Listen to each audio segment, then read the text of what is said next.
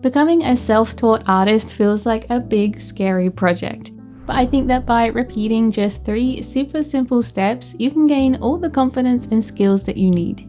You don't need to go to art school to become an artist. Everything you do need you can find on your own without spending lots of money, so I'm going to show you the 3 really simple steps that you need that will take you from being a total beginner all the way to being a confident self-taught artist. First of all, you need self-belief. This might sound a little impractical to some of you, but hear me out because I think it's probably the most important thing for starting. You can't start anything without believing first that you can do it or can learn how to do it, so this is a crucial first step. If you don't believe that you can become an artist, then there's no way that you will because you won't allow yourself to even try. But you need to try to be able to learn, and you need to learn to be able to get to where you want to be. So self-belief is really crucial for getting started. You don't need to feel confident yet, you just need to believe that you can learn to be an artist. Part of that is allowing yourself to be a complete beginner. Even if you have experience being creative, don't expect yourself to be good at your new art skills straight away. Learning new things can be frustrating and feel like slow progress, so the more of a student you can allow yourself to be, the more natural that process will feel.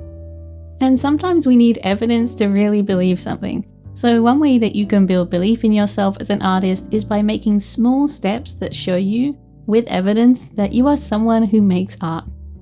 Even if you make art that you think is bad, then that's just evidence that you're an art student who's taking steps to get better, and every piece of art that you do like is evidence that you're making great progress.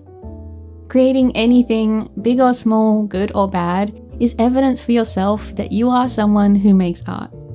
That's why spending even just 20 minutes sketching something is really valuable, especially in the beginning of your art journey, because it's building that self-belief for yourself in really manageable chunks. It's daunting to make big artworks as a beginner, and it's hard to think of yourself as an artist when you haven't made a lot of art yet. So if you find it hard to have self-belief, then take baby steps and show yourself in just really small doses that you're a creative person who can make art regularly. I've made a little worksheet with a really easy exercise to help you start small and be an artist today, and you can download it for free from the description, or you can just do this exercise on your own bit of paper. Write down 1 reason why you can be an artist today. I can be an artist today because I'm a creative person, because I have an idea that I want to draw, because I feel inspired, because I want to try out my new art supplies. Whatever it is, find a reason to give to your brain that today's a good day to make some art, because sometimes our brains like to find reasons for us to not do things, but this positive reason is what we're going to focus on today. You really do just need 1 simple reason to be creative today, just to give yourself that little bit of self-belief. Next, to become a self-taught artist, you need some inspiration. You're starting from scratch, so you need to find, for yourself, inspiration for what you want to draw and why. Inspiration is fuel for your creative fire, and sometimes it will come easily, while other times it'll be a little harder to find. But you can help yourself out by spending time understanding what inspires you to create art. What paintings or illustrations have you seen before that have made you want to be able to paint or draw in the same style? When you go to an art gallery, what color palettes are you drawn to the most? Or what art mediums are you excited to try? You need to find for yourself what excites you to make art and start paying attention to things that you see that you want to draw or that inspire you.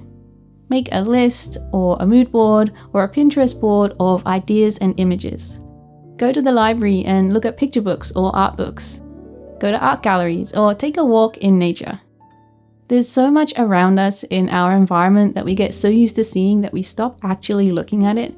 So next time you go outside, try to see the world through a lens of what you could take inspiration from, and really pay attention to the shapes and colors and little scenes around you. Connect with other creative people at art workshops, or get your arty friends together if you know anyone who's creative, or you could connect with online art communities.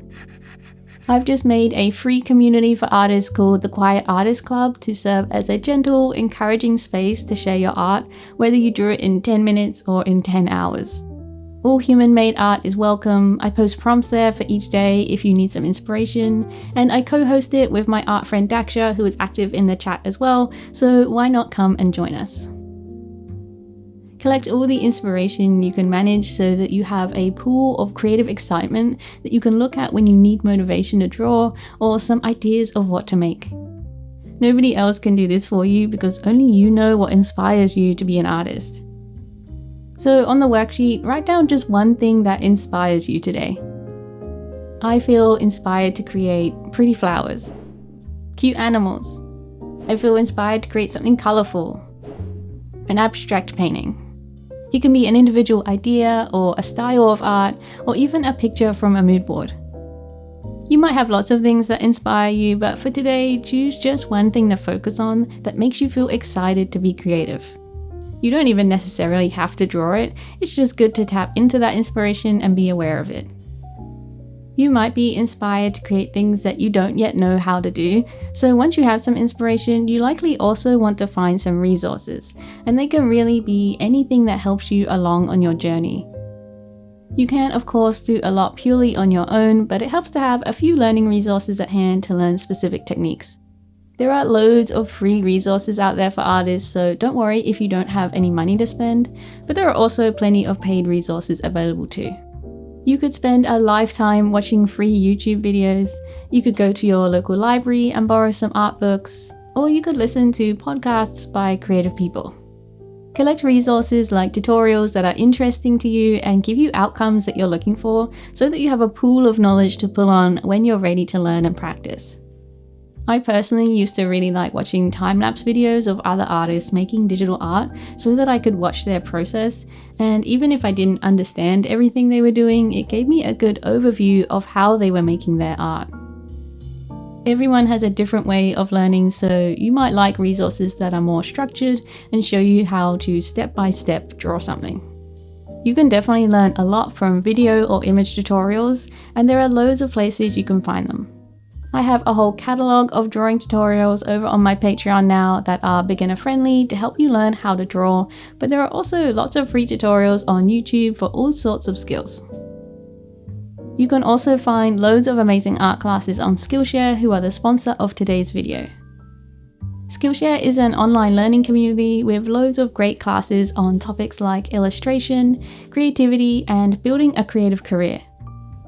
Their classes are a really great way to invest in yourself and have helped me so much with my own journey, and I especially like their learning pathways that bring hand-picked classes together in an order that helps you learn a particular topic, like this one called Procreate Basics: Get Started with Digital Illustration.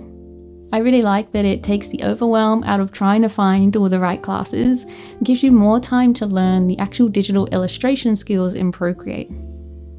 Or if you'd like to learn from me directly, I also have 2 of my own classes on Skillshare that are focused on helping you build and maintain your own creative business if that's something you're working towards.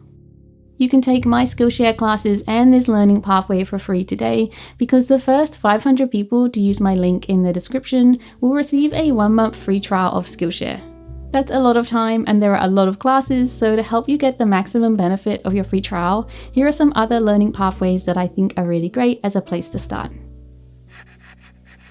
So the last thing you need to become a self-taught artist is practice. But to me, there are 2 different types of practice. There's intentional practice, which is where you're actively trying to get better at something new and you're really trying to improve a particular skill. And then there's casual practice, which is where you're just having fun and more focused on enjoying the art process without any stress for learning new things. They're both really important because they balance each other out. Intentional practice is doing things like tutorials or trying to get better at something that's difficult for you, and it can be fun, but it can also be frustrating because learning new things is hard and doesn't always turn out the way we want it to. There's a little less creativity in following tutorials, and if you're taking a more traditional textbook approach to learning art fundamentals, some of the material can be really dry. That's why it's important to balance out that learning with casual practice, which allows you to be free and just explore creatively and really enjoy making art. We are naturally motivated to do things that are fun, so if you make time for fun art that's purely just for the joy of putting colour on paper and it doesn't matter what it looks like, then you're much more likely to be motivated to continue your art practice. It is really valuable to try new things, and sometimes that's a struggle, so it's equally as important to just chill and make whatever is comfortable and fun for you. Practice is essential to becoming an artist because it trains your creative brain and your hands to paint or draw the way you want to, and that just takes time, but it also provides you with the evidence you need for confidence in yourself and that self-belief we were talking about earlier. Every time you make a piece of art, you're giving yourself evidence that you're an artist. Even if you don't think your art is very good, if you're creating art, then that is evidence for yourself that you're an arty person. You're someone who spends time making art, otherwise known as an artist. So on the worksheet, write down how you're going to practice your art today. Today I'm going to practice drawing with colored pencils, drawing faces. I'm going to practice for 20 minutes with paints in my sketchbook, or doing a YouTube tutorial about watercolor flowers. You can practice in any way you want to for as short or as long as you want. The main value comes from just making something.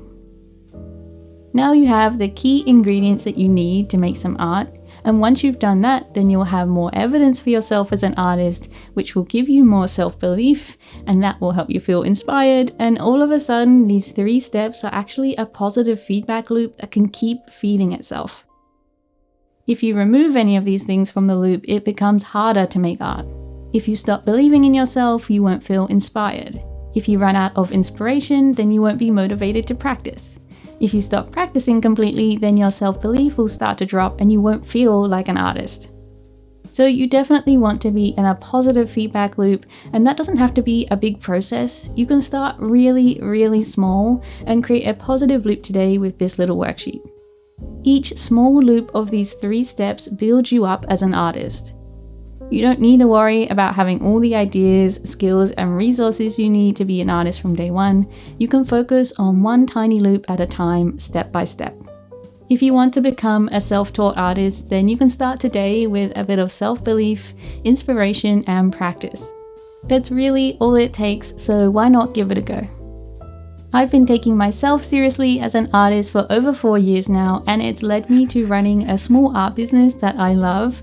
So I've packaged everything I've learned on my journey about earning money as an artist into a new class to help you start your own successful art business. I know that it feels daunting to try to earn an income from your art skills, but there are so many ways that it can be done with a little bit of business knowledge and some creative ideas, which I know you have lots of. So follow the link in my description to find out more about my class. Or if you're learning to draw, then consider joining me on Patreon, where I host an illustration club every month that you can use for inspiration and accountability. I also have lots of video art tutorials on art basics like color palettes and composition, and step-by-step guides to teach you how to draw things that you can get instant access to when you join. If you enjoyed this video, then I think you'll really enjoy this other art video too, so just click on the thumbnail on screen to pop it on. I love being able to share these videos with you. I appreciate you all so much, and I'll see you in the next one. Bye bye.